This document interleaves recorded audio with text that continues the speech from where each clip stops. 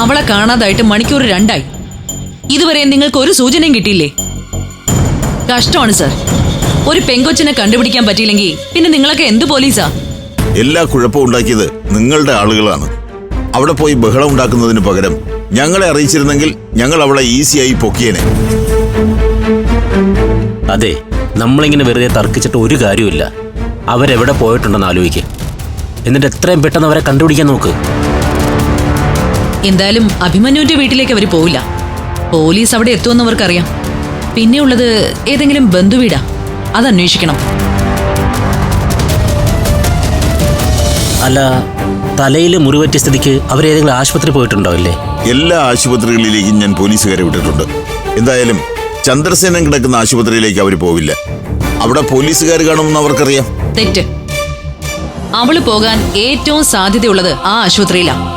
ഒന്നാമത് ചന്ദ്രൻ അവിടെ ഉണ്ട്. അച്ഛനെ ഒന്ന് കാണാൻ അവള് ശ്രമിക്കുമെന്നുള്ളത് ഉറപ്പാ. സ്വന്തം ജീവൻ പണയം വെച്ചിട്ടായാലും അവൾ അതിനുള്ള വഴി നോക്കും. പിന്നെ അനഘ ജോലി ചെയ്യുന്നതും അവിടെയാ. അമൃതയ്ക്കൊരു സഹായം കിട്ടാൻ അതിലും പറ്റിയൊരു സ്ഥലം വേറെയില്ല. എന്റെ കണക്കുകൂട്ടൽ തെറ്റില്ല മഹേന്ദ്ര. അവൾ ആ ആശുപത്രിയിലേക്ക് തന്നെയായിരിക്കും പോയത്. പക്ഷേ അവൾ അവിടെ ചെന്നാൽ ആളുകൾ തിരിച്ചറിയില്ലേ? പ്രത്യേകിച്ച് പഞ്ചരത്നത്തിലെ വാർത്ത നാട് മുഴുവൻ പരമസ്ഥിതിക്ക് അങ്ങനെ ഒരു റിസ്ക് അവരെടുക്കുമോ? വെറുതെ സംശയം പറഞ്ഞുകൊണ്ടിരിക്കാതെ അന്വേഷിക്കും സാറേ. ഒരു കാര്യം ഞാൻ പറഞ്ഞേക്കാം, ഇന്ന് രാത്രി തന്നെ അവളെ കിട്ടിയിരിക്കണം. പിന്നെ ആളെ കൈ കിട്ടിയ സ്റ്റേഷനിലേക്ക് കൊണ്ടുപോണ്ട, എന്നെ വിളിച്ചാ മതി. ഞാനും മഹേന്ദ്രനും വെളിപ്പുറത്തുണ്ടാവും. അവളെ എന്താ ചെയ്യേണ്ടതെന്ന് എനിക്കറിയാം.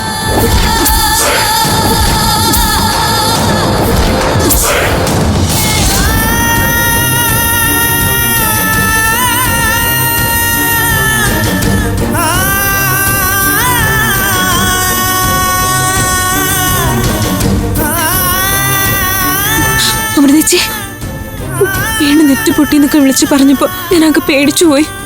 ഒരുപാട് മുറിഞ്ഞോ? ഇല്ല മോളെ, ചെറിയ മുറിവാ. ആളുകൾ ഉപദ്രവിച്ചതാണോ? ആ, ഉപദ്രവിച്ചേനെ. അതിനു മുമ്പ് രക്ഷപ്പെടുത്തി കൊണ്ടുവന്നാ.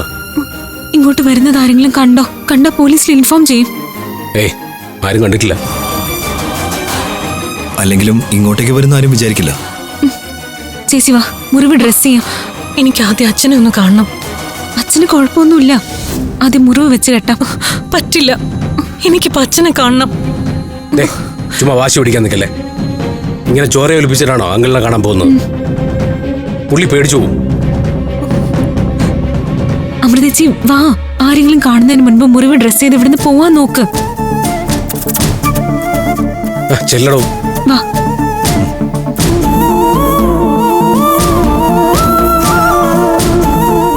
ഇനി എന്താ അഭിയേട്ട തീരുമാനം? എങ്ങനെ കേസില്ലാതാക്കും? എടാ, കേസ് എടുത്തു പോയില്ലേ, ഇനി അത് ഇല്ലാതാക്കാൻ പറ്റുമൊന്നുമില്ല. ഒരു അറസ്റ്റ് ഒഴിവാക്കാനാണ് ഞാൻ നോക്കുന്നത്. ഈ മുൻകൂർ ജാമ്യത്തിന് ശ്രമിക്കാമെന്നാണ് അഡ്വക്കേറ്റ് പറയുന്നത്. അതിന് ശനിയാഴ്ച അല്ലേ? നാളെ ഞായറും. കോടതി അവധിയല്ലേ?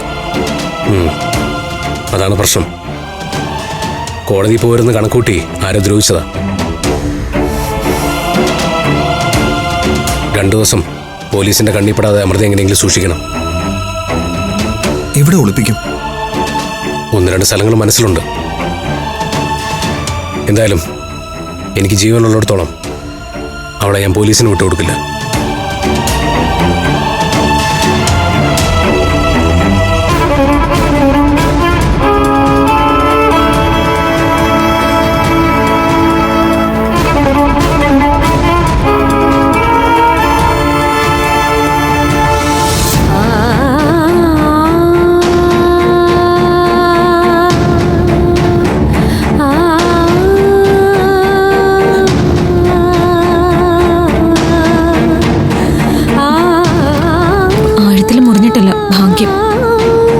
വീഴോന്ന് വിചാരിച്ചില്ല. ആളുകള് ബഹളം വെച്ചപ്പോ നിയന്ത്രണം വിട്ട് ഓടിച്ചെന്നതാ ഞാൻ. ആ വന്നവരിൽ ആരെങ്കിലും ആയിരിക്കും വിഷം കലർത്തിയതും. അല്ല മോളെ, ഇതാരൊക്കെയോ ചേർന്ന് പഞ്ചരത്നം പൊട്ടിക്കാൻ വേണ്ടി തീരുമാനിച്ചതാ. കലയമ്മയ്ക്കും മഹേന്ദ്രനും ഇതിൽ പങ്കുണ്ടാവും. കൊലയമ്മ എന്നുള്ള വിളി കുട്ടികളെ തട്ടിക്കൊണ്ടുപോയി അന്ന് ഞാൻ നിർത്തിയതാ. അവരെ ഒരു അമ്മയായിട്ട് കാണാൻ കൊള്ളില്ല. അവരുടെ മനസ്സറിവോടെയാ ഇതൊക്കെ നടന്നിരിക്കുന്നത്. എന്നിട്ട് സ്നേഹം അഭിനയിച്ചുകൊണ്ടുള്ളൊരു വരവും ആഹാര സാധനങ്ങളൊക്കെ എടുത്തു മാറ്റാനുള്ളൊരു ധൃതിയും